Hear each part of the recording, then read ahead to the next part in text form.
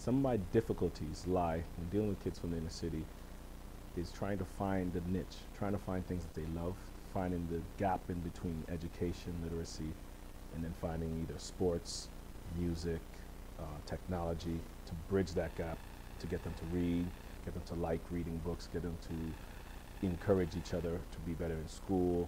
So one of the things that we've been trying to do in the last few years is incorporating something like sports, something like music, something like the arts, and then mending them together to force these kids to actually identify or understand the literacy aspect in every aspect of their life. My experience with dealing with kids from the high needs areas, we call them, or the gang affiliated areas or the hardcore areas, they're kids that don't have a lot. So the little bit that they have, they fight for it. And sometimes, that comes out in a negative connotation or a negative way.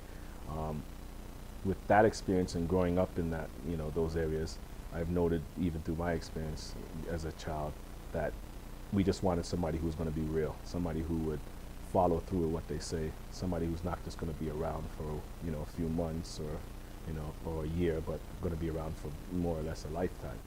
A lot of these kids identify with that, so they do test you from time to time just to see if you're going to be one of those types that just walk away. And I think showing that you really do care, showing that you understand the struggle, showing that everything and anything you can do possible will help them.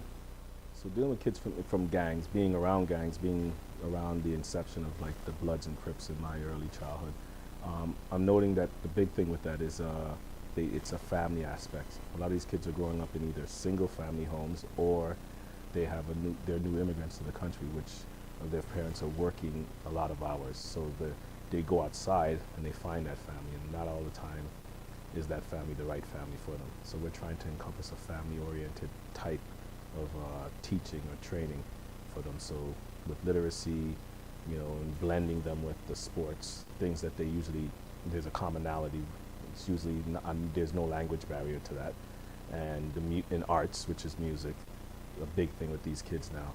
They get to express themselves in different ways that we're trying to show that it doesn't have to be in a negative connotation. It could be a positive way of, voicing your displeasure, but also voicing your love.